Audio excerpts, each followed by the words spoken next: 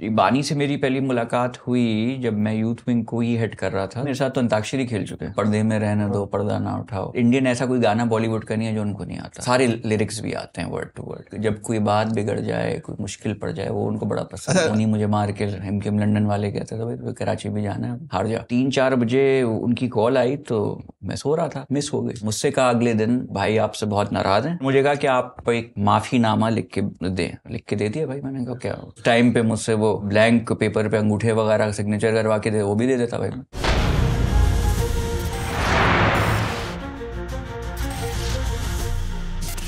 आप सियासत में कैसे आए? तो मैं था लंदन में सर। तो लंदन में फिर हमने सोचा कि कोई पॉलिटिकल एक्टिविटी करें। तो ज़माने में एमक्यूएम के अलावा कोई पार्टी सच जहां एक्सेस मुझे समझ नहीं आई, इसलिए उस वक्त मैं लंदन भी था, पार्टी भी वो लंदन में ही थी। तो मैंने एक ईमेल किया एमक्यूएम के इंटरनेशनल सेक्रेटेरिएट में कि जी मैं काम करना चाहता हूँ। तो फ़ौरन विदिन 24 आवर्स ईमेल का जवाब भी आ गया, कॉल भी आ गई। आपने टू किसको किया था? मैंने एमक्यूएम की जो नॉर्मल वो है अपनी ईमेल एड्रेस, उस पर भेजा था उस ज़माने में। उस वक्त थोड़ा ये इंटरनेट व्हाट्सएप का कॉन्सेप्ट कम था, ईमेल्स और वेबसाइट का ज़्यादा होता था। तो ये किस सन की बात है? ये अराउंड 2006-07 की बात है, समझे 5-6 की बात। तो वहाँ से फ़ौरन जवाब आ गया। मुझे कॉल आई। उस ज़माने में एक होते थे मेरे ख्याल से सलीम शहजाद साहब, तो उन्होंने मुझसे रब्ता किया और उन्होंने कहा जी बिल्कुल आप स्टार्ट करें वर्किंग। तो फिर वर्किंग हमने कराची में पहुंचा। तो मुलाकात नहीं हुई आपकी वहाँ पे? मेरी उस वक्त नहीं हुई। ओके। हाँ, फिर मैं वापस आ गया, यहाँ अपना काम स्टार्ट किया। वहाँ आपने डिग्री ले ली? हाँ, लॉ मैंने अपना करके फिर मैं वापस आया। तो मैंने यहाँ अपना काम वाम शुरू कर दिया। तो मैंने सोचा ठीक है एक पार्टी है उससे एफिलिएटेड रहूँगा, मगर सियासत आपको अपनी तरफ खींचती है। मतलब फिर वो आपका करियर हो, फैमिली हो, वो सब चीज़ें फिर साइडलाइन हो जाती हैं ना चाहते हुए भी। वो इट हैज़ वो एक चीज़ होती है कि फिर आप इतने ऑक्यूपाइड हो जाते हैं इन चीज़ों में, आप किसी कॉज के लिए काम कर रहे हैं। और स्पेशली आई थिंक पीपल जैसे जो मेरी बैकग्राउंड से ताल्लुक़ रखते हैं, उनको ऐसी एमक्यूएम जैसी पार्टी में ज्वाइन करने में थोड़ा इसलिए था कि हमें वहाँ तफरीक नहीं थी। फॉर एग्जांपल कि मैं जब मुझे पहले ज्वाइन करवाया तो उन्होंने कहा भाई कुर्सियाँ लगाएं। अब हम तो यूज़ टू नहीं थे इन सब चीज़ों के। हम तो हमारे घर में तो मुलाजिम भी थे, सब चीज़ें थीं। तो मगर ट्रीट उन्होंने ऐसे ही किया, ना मैंने इसका कोई शो किया कि जी मैं क्यों करूँ, या मैं खामोशी से काम किया सर नीचे करके। जो भी लिस्ट है, ये प्रोग्राम हो रहा है, ये इनको कॉल करके चेक। उस ज़माने में व्हाट्सएप नहीं इतना नहीं होता था, कॉलिंग करनी पड़ती थी, कॉल करके चेक करना भाई आप आ रहे हैं, RSVP ये वो सब चीज़ें। आप तो डिफेंस डिसीजन कमेटी में गए थे ना? जी मैं ज्वाइंट। हाँ, मैं डिफेंस DCRC वहीं से में काम शुरू किया था आपने? मैंने। हाँ, और COP एक होती थी, यूथ इनकमिंग होता था, तो उसका मैं इंचार्ज था। काउंसिल ऑफ प्रोफेशनल्स, पहले वो यूथ विंग था और फिर ये काउंसिल ऑफ प्रोफेशनल्स बन गया था। ये जो अली रज़ा अब्दी साहब की। हाँ, और ये आपकी MP जो थी, कौन सी वाली? इस जो पीपल्स पार्टी में शामिल हुई ना? जी। हाँ, वो भी उधर ही थी, सुमेता। जी, उनको मैंने ज्वाइन, एमक्यूएम भी मैंने ज्वाइन करवाई थी, फिर पीपल्स पार्टी भी मैंने ज्वाइन करवाई। हाँ, तो ये तसलसल था कि शौक था उस वक्त, जो ऑप्शन देखा वो बेहतर लगा। यंग थे हम, बच्चे थे, तो उस वक्त। तो एमक्यूएम के बानी से पहली मुलाकात कब हुई आपकी? बानी से मेरी पहली मुलाकात हुई जब मैं यूथ विंग को ही हेड कर रहा था। तो मेरे काम से बहुत खुश थे। आपने ऐसा क्या कारनामा अंजाम दिया था जो आपसे खुश हो गए? देखें, एक तो उनको ये था कि डिफरेंट जगहों से APMSO यूनिट सेक्टर से काफ़ी लोग आते हैं, मगर कुछ ऐसे लोग जिन्होंने यूनिट सेक्टर में नहीं काम किया हो, और वो भी अगर एमक्यूएम की तरफ अट्रैक्ट हो रहे हैं और वो भी एमक्यूएम में हिस्सा डालना चाह रहे हैं, ऐसे हल्के और ऐसी जगहें अमूमन जहाँ से एमक्यूएम स्ट्रॉन्ग नहीं रही है और सपोर्टर्स कम ही रहे, डिफेंस हो गया, बाकी जगह हो गए, तो अगर उनमें कुछ ऐसे लोग उनको दिख रहे थे कि उधर जाके रिप्रेजेंट कर रहे हैं और उधर वर्किंग कर रहे हैं जो कोई और नहीं कर रहा था, तो उनको बेहतर लगा कि भाई ठीक है ये तो आपकी पहली मुलाकात कब हुई? मेरी पहली मुलाकात आई थिंक 2008 में हुई उनसे। आप लंदन में जी। उन्होंने बुलाया था, आपको चले गए थे? उन्होंने बुलाया था। वहाँ जाके क्या? बगैर बुलाए नहीं जा सकते। अच्छा। हाँ बिल्कुल। तो वहाँ जाके क्या बातचीत हुई आप?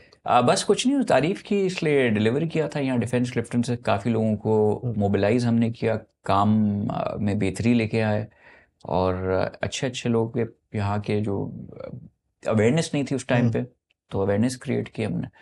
तो जो भी किया मेहनत से किया, उन्होंने कहा कि ठीक है ये आए हैं अपने, और फिर थोड़ा उनको आपके बैकग्राउंड का भी पता हो कि एक शख्स है वो बैकग्राउंड के भाई कौन है, कहाँ से पढ़े हुए हैं, कि कौन है। ये जो एमकेएम से लोग अलहदा हुए, उन्होंने उन पे इल्जाम लगाया कि वो हर वक्त हैप्पी आवर का वो रहते थे, तो ये आपको वहाँ महसूस हुआ कि वहाँ उनका कोई हैप्पी आवर है?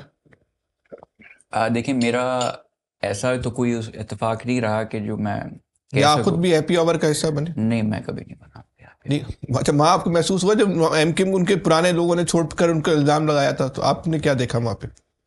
देखिए अब मैं पार्टी में था, और वो जो इल्ज़ामात उन पे लगे, अब वो वेरीफाई तो जिन्होंने उनके साथ बैठ के हैप्पी आवर किया हो, या तो वो बता। आपके जो आप बता रहे हैं डीआरसी, उसके इंचार्ज रजा अरुण हाँ होते हाँ थे, उन्होंने ही सबसे पहले हैप्पी आवर की टर्मिनोलॉजी इस्तेमाल की उनके लिए। जी जी, मुझे याद है उन्होंने स्टार्ट की, मगर वही मैं कह रहा हूँ ना, उनका रज़ा हारून साहब का एक्सेस उनके घर तक था, और बड़े वो करीब थे। अब हो सकता है कि उन्होंने कुछ ऐसी चीज़ें देखी हों जो हम कराची में बैठे हुए, अगर नहीं, हम मैं तो उससे पूछ ऑफिस रहा में। हूँ, आप गए थे, आपने तो कुछ नहीं देखा? नहीं नहीं नहीं नहीं, जी। I am not sure. अच्छा, फिर क्या बातचीत हुई उनसे? हाँ नहीं, कुछ नहीं, अच्छे, बड़े अच्छे माहौल में, और बड़ी अच्छी उनसे। लोग कहते हैं बड़ी गालियां वालियां भी देते थे, आपको तो नहीं दी? मुझे ज़िंदगी में गाली नहीं दी, उल्टा मुझसे बहुत ही अच्छी तरह अच्छा, बात आपके करते। सामने किसी और को दी? मेरे सामने भी किसी और को नहीं दी। गुस्सा हुए, हाँ। और गुस्सा होता तो मेरे साथ तो अंताक्षरी खेल चुके हैं, अच्छा, गाने वाने भी गाते थे बड़े कौन सा अच्छे। गाना गाया था? बहुत सारे, ऐसा कोई गाना। आपके साथ अंताक्षरी खेल रहे हाँ थे हाँ, वो? हमारा, हाँ मैं आपको आप बता, कमरे में 1 to 1 थे, और लोग भी थे? मैं आपको बताता हूँ। अच्छा। वो वैसे मुलाकात तो उनसे वैसे ही रहती थी जब वो ऑफिस आया करते थे, तो हमारी नाइट ड्यूटीज 90 में तो आपको पता ही लगती नहीं, मगर जब आप लंदन जाया करते थे तो वो इंटरनेशनल सेक्रेटेरिएट जो दफ्तर होता था, तो उधर भी नाइट ड्यूटीज लगती अच्छा। थी। तो इत्तेफाक से मेरी एक रात वहाँ नाइट ड्यूटी लगी हुई थी इंटरनेशनल सेक्रेटेरिएट। उसमें ये होता है कोई भी आए तो फ़ोन, अल्ताफ़ भाई का फ़ोन आ रहा है तो आपको फ़ोन उठाना है, या कोई चीज़ है, कोई इमरजेंसी हो गई है, कोई कराची से कोई रब्ता कर रहा है, बड़ा इंपॉर्टेंट कोई काम है, तो कोई बंदा स्टैंड बाय होना चाहिए, नाइट ड्यूटी इसलिए उसको अच्छा। कहते थे। तो इत्तेफाक से मैं था। अब उसमें ये अल्ताफ़ भाई का फ़ोन आता रहता था एवरी 30 मिनट 20 मिनट्स, चेक अच्छा। करने के भाई कोई खबर, कुछ हो रहा है, कोई किसी की कॉल आई, क्या हो रहा है, कौन साथी हैं, क्या है ये। तो फिर वो देखते थे नाइट ड्यूटी पे जो भी होता था, तो उन्होंने कहा चलो गपशप लगा लेते हैं। तो वो गपशप लगती थी, वो फिर कभी उन्होंने कहा गाना वाना भी सुना देते थे। कौन सा सुनाया था? उन्होंने बहुत सारे, कौन सुना है? एक तो आपने टीवी पे भी सुना है, पर्दे में रहने दो, पर्दा ना उठाओ। इंडियन ऐसा कोई गाना बॉलीवुड का नहीं है जो उनको नहीं आता। अच्छा। हाँ, और सारे लिरिक्स भी आते हैं वर्ड टू वर्ड। और वो अंताक्षरी में अमूमन होता ही है कि आपका कंपटीशन हो रहा होता है ना, कि वो आप गाते हो फिर दूसरा वाला। अच्छा, इत्तेफाक से मुझे भी बड़ा शौक है ये पुराने किशोर के गाने, मोहम्मद रफ़ी के, ये वो, तो मुझे भी सब आते हैं। तो वो एक फोन पे वो गाना सुना रहे होते थे, दूसरे फोन पे आप सुना रहे होते थे? माइक, वो स्पीकर पे होता था ना। और लोग भी सुन रहे होते थे? हाँ हाँ, सेक्रेटेरिएट में हम होते कौन थे, कौन और होता था?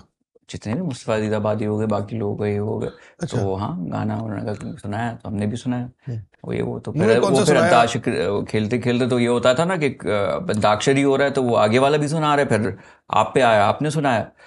मगर फिर जब वो थोड़ा अगर कहीं फंसने लगते थे, कि वो लगता था कि वो शायद उनको नहीं आएगा, तो फिर वो कोनी मुझे मार के हिमकिम लंदन वाले कहते थे भाई तो कराची भी जाना है, हार जा। या बाहर जाते थे? हाँ, हार जा। कभी कभी जीत के नहीं, वो कौन कहते सा हैं ना, गाना सुनाया उन्होंने, ये कहते तो हैं ना कभी बताएं। कभी हार के जीतने वाले को बाजीगर कहते हैं। हाँ, तो नहीं तो कौन सा गाना उन्होंने सुनाया? हर फिल्म का आप किशोर, मोहम्मद नहीं, उन्होंने कौन सा रफ़ी, सुनाया? कोई जब कोई बात बिगड़ जाए, कोई मुश्किल पड़ जाए, वो उनको बड़ा पसंद अच्छा था। अच्छा, तरन्नुम हाँ, पुराने क्लासिकल गाने। अच्छा, आवाज भी अच्छी थी, अच्छा गाते थे? हाँ, गाते अच्छा थे। हाँ, वो उसके तो आप लोगों ने भी सुना हुआ, नहीं मैं उसके कोई सुरों कोई का। राज मैं कोई नहीं बता रहा, वो तो आपने लाइव सुना हुआ है। नहीं, तो मैं तो इतना टेक्निकली गाने को नहीं समझता, तो वो अच्छा, सुर को उनका ख्याल रखते थे? सुर, हाँ, उस वक्त तो मुझे लगता था कि सुर का ख्याल है, मगर वो इन्वायरमेंट ऐसा था ना, अगर नहीं भी लगे तो फिर मुझे लगना पड़ता था। अच्छा, ख्याल रख रहे हैं। ख्याल रखना पड़ता था। हाँ, तो वो तो अच्छा, मेरा पर्सनल एक्सपीरियंस उनसे कभी, इसलिए भी कह सकते हैं सर कि मेरा कभी किसी फ्रिक्शन वाली चीज़ों में वास्ता ही नहीं रहा है। अब मैं आपको बताऊं, कोरंगी जैसे हल्के का जो MNA रह चुका हो, जहाँ चाइना कटिंग भी हुई हो, जहाँ बड़े बड़े वाकियात भी हुए नहीं हों, तो इसमें चक्रा तो अभी गोल भी। आगे चल के बात ओके। करते हैं। और लंदन में आपने क्या क्या देखा, लंदन में किस तरह एमक्यूएम का काम चलता था? तो वो बट वो दिन रात काम ही, वो सुबह वो फैक्स आते रहते थे, वो ये हो गया वो हो गया, फिर कम्युनिकेशन, वो राब्ता कमेटी जो होती थी उसका लिटरली नाम ही राब्ता ये कमेटी। कराची वाले कहते हैं कि सब कुछ लंदन से होता था, हम तो सारे मजलूम हैं, बेकसूर हैं, जो जुल्म हो रहा था, जो गलत काम हो रहा था वो वहां से हो रहा था, अच्छा काम हम लोग कर रहे थे। तो आपने वहां देखा वहां से क्या क्या गलत काम हो रहे थे? देखिए मेरे हिसाब से शरीक जुर्म तो सभी हुए ना।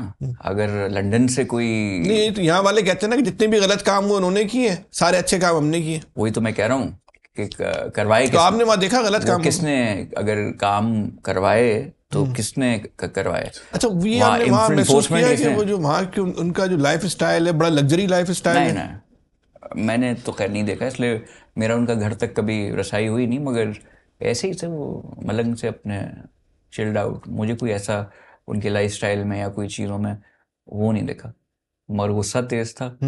और किस बात पे गुस्सा मेरे आता था? ख्याल से उनको थोड़ा, आजकल के ज़माने में नहीं होता, मगर उनको गधे घोड़ों में तमीज़ थी।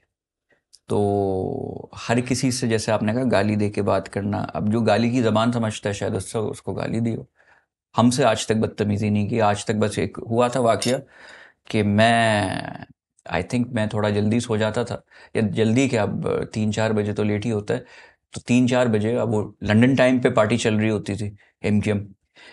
तो वो 3-4 बजे उनकी कॉल आई, तो मैं सो रहा था, मिस हो गई। तो मुझसे कहा अगले दिन कि भाई वो भाई आपसे बहुत नाराज़ हैं, उन्होंने कॉल किया, आपने कॉल नहीं उठाई। तो मैंने कहा ऐसी बात है, 3-4 बज रहे हैं रात के, तो हो जाता है, मिस हो जाता है, बंदा आराम कर रहा है, नींद कर रहा है, आप फ़ोन देखा नहीं। तो फिर मुझे कहा कि आप एक माफ़ीनामा लिख के दें। वो मैंने क्या था मैंने उधर? कहा किस बात का माफ़ीनामा? कहते हैं कि भाई ये किसने वो बोला आपको?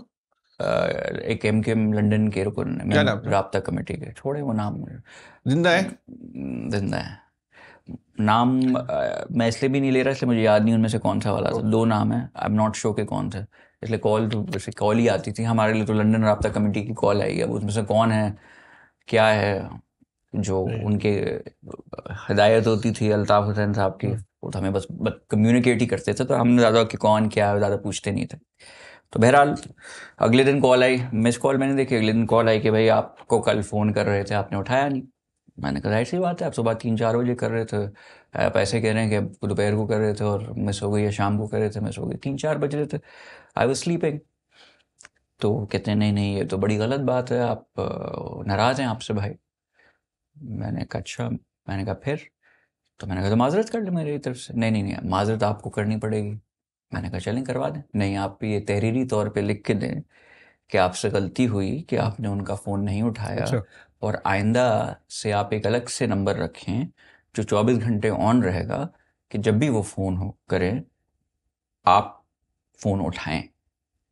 फिर उसी चीज़ में थोड़ा एक लगी लिपटी हुई, जो मुझे लगी, हो सकता है मैं गलत हूँ, क्योंकि वो आपके लिए बहुत परेशान रहते हैं, वो परेशान हो गए थे कहीं आपको कुछ हो नहीं गया, तो कहीं कुछ हो नहीं जाए आपको, इसलिए आप फ़ोन रखा करें। अब उसका क्या मतलब था वो मैं समझ गया, तो आप भी समझ ही गए होंगे। तो इस किस्म का माहौल था।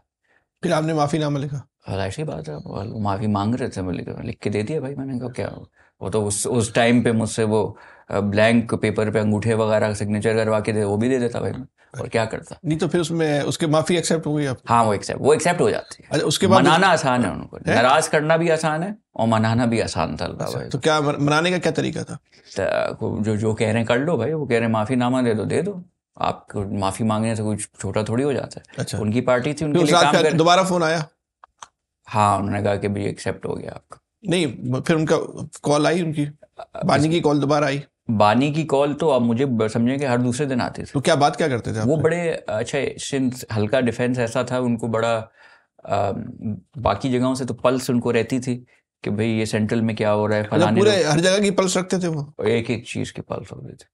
तो डिफेंस क्लिफ्टन के जब भी कोई चीज़ होती थी डीसीआरसी की, वो तो फिर मुझे वो फ़ोन करते थे फीडबैक के लिए, और इसलिए उनको ये भी लगता था कि मैं थोड़ा अनबायस्ड और थोड़ा स्ट्रेट फॉरवर्ड सही बात बता भी देता हूँ, इसलिए मुझे एमक्यूएम में एज अ आउटसाइडर देखा जाता था ना।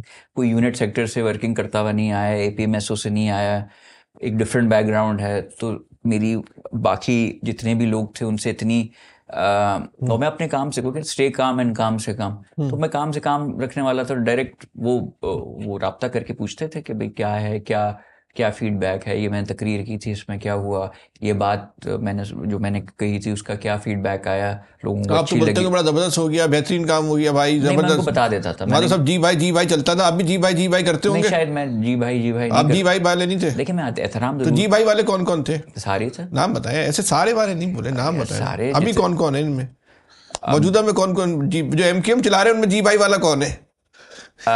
एमकेएम जो चला रहे हैं सबसे बड़ा खालिद मकबूल सिद्दीकी साहब। जी भाई। हाँ बिल्कुल।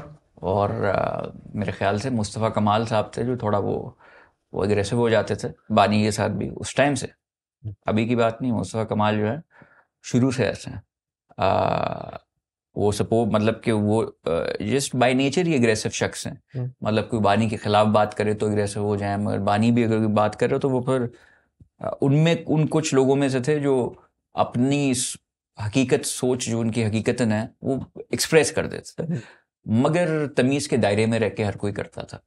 उसमें अब हम नहीं था वो। फिर आपको यहाँ कहते हैं ना शाह से ज़्यादा शाह के वफादार, तो जो जी भाई करते हैं तो वो कोई आप भाई से उल्टी सीधी बात कर लें तो फिर जी भाई आपका भी हो जाता था।